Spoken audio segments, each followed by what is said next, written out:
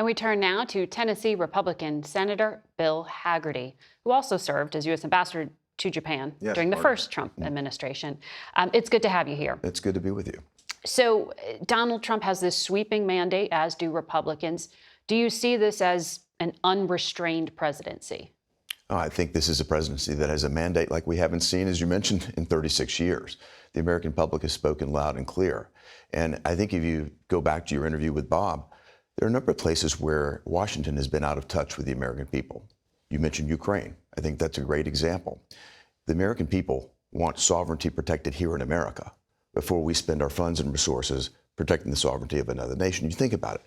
We've sent $175 billion of U.S. aid to Ukraine. That's more than 3 times the entire annual budget of the U.S. Marine Corps. I've been one of the few senators in the United States Senate who has voted and has opposed every cent of this Ukraine aid. Right. I've been listening to the American people. We need to focus on our own issues first. And I've taken a lot of heat over it from Mitch McConnell, from the Wall Street Journal. Yeah. But this is what the American people spoke up and want us to do. We should never have been in Ukraine. It's a result of failed policies, failed energy policies, the failure in Afghanistan. There's no U.S. presence in Ukraine. No, but our funds. I'm talking about the vast amount of funds. Again, $175 billion is a tremendous amount. As I said, more than 3 times the budget of the U.S. Marine Corps. The American people want to focus on fixing our problems here. And with the borders collapsed, with crime in the cities, we've got to pay attention to America. So does that mean just cuts to U.S. military aid to all countries? What it means is that we need to take a very deliberate focus on America first. And we need to be leading from a position of strength, Margaret. As I said, we would not be in this position. Now what we have is an administration that's allowing Russia to sell at a $60 a barrel cap. Mm-hmm. The argument they make, that reduces Russia's profits. What it does actually is it subsidizes China to compete again unfairly against us with an energy cost advantage. Right. And we keep Vladimir Putin fully funding this war in Ukraine. We need to stop that. We need to go back to producing our own energy and take Russia out. Interestingly, I'll call this the Trump effect. But just in the past 72 hours, what we've seen is the EU say maybe we should replace Russian LNG with U.S. LNG. You've seen in New York City, we're not going to issue debit cards to illegal immigrants anymore. Migrant caravans are being broken up below the border and turned around. Mm-hmm. The UK has said we're going to step our defense budget up to about 2.5%, all since President Trump was elected. Some of that was in process already, but let me ask you specifically on Ukraine. So Hungary's prime minister has said that Donald Trump has told him he will cut off support to Ukraine. You are saying here, I think, in the new Congress, there will be no more aid to Ukraine. I've certainly not voted for any aid. I know to you Ukraine. haven't. And I think President Trump will find. Is that the mandate? President Trump will find a way to deal with this. I'm not going to get ahead of him. I'm certain that he's going to find a way to navigate this that's in the interest of the American people and will stop the carnage. Look, what's happened in Ukraine is terrible. People are dying. They continue to die. But we need to stop this. But here's the thing. We also are seeing this alignment of like an axis of adversaries, right? You have Iranian equipment. You have Chinese equipment. Concerning, yes. Right. You have North Korean personnel on the battlefield. So this idea that Ukraine is somehow divorced from the rest of geopolitics doesn't seem to be bearing out. It's of deep concern to some of our Asian allies, Japan, South Korea. So how are you going to be able to do this without complicating the chessboard? Well, I think it's become complicated because America has not been standing in a position of strength. The reason is that Russia has been fully funded because of the policies that allowed them to sell energy. Well, Iran, we had them shut down. Iran was Russia, broke. Whether or not they're now they're able to fund terror all over the world. We had a maximum pressure campaign. Because they have all these other adversaries that they're doing business with, right? They were not able to do that under the Trump administration. That's why we saw peace breaking out in the Middle East. Without Iran being shut down, which is what we did under the maximum pressure campaign, President Trump led this. We were able to move our embassy from Tel Aviv to Jerusalem. Everybody said it couldn't happen. It did. Yeah. The Abraham Accords, peace was breaking out in the Middle East because Iran could not fund terror.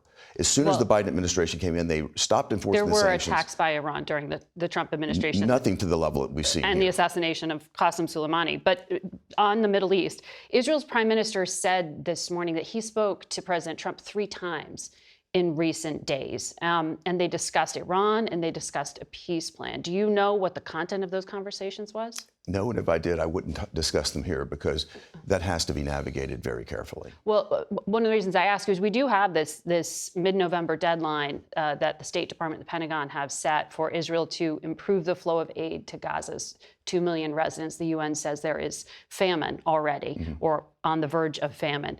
If it is found that Israel is indeed violating U.S. law, would you hold them accountable? Should there be consequences because they are recipients of U.S. aid? Well, I've had huge disagreements with this administration in terms of how they've administered their entire policy. But this is U.S. law. It's not just this administration. Yeah. Well, it's humanitarian law. I think what we've seen just break out again in the past 70 plus hours since President Trump won the election. Hamas is now looking for total peace.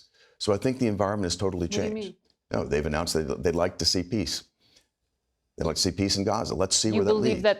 You believe that there will be a hostage deal negotiated under President Trump? I'd like to see what Hamas means by this statement, but it seems that the entire environment is shifting right now because they see new leadership coming in, and I'm encouraged by that, and I think we'll have new opportunities to.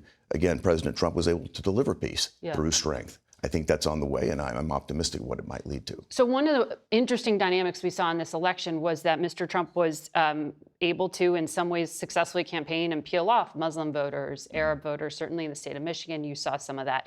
Do you think, and they were frustrated by the carnage in Gaza.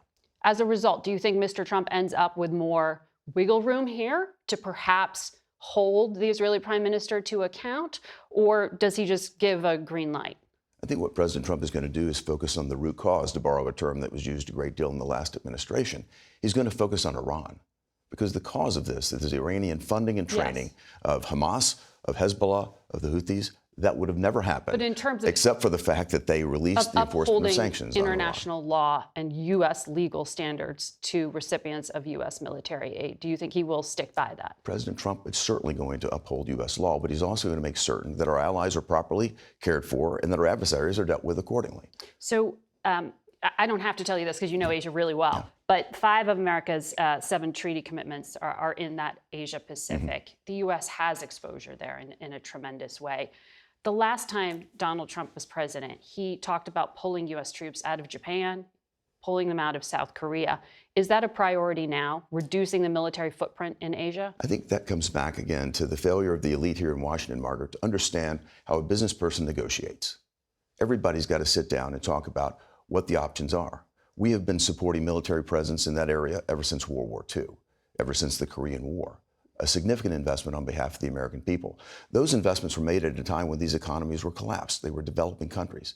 Today, they are fully developing countries. It's entirely relevant and I think appropriate for President Trump to discuss with them the level of support. Saying we might ditch our allies isn't exactly a positive message, right? I think the message should be that our allies can and should step up to the extent possible to strengthen their own capabilities. We're seeing it happen. We're seeing it happen in Japan.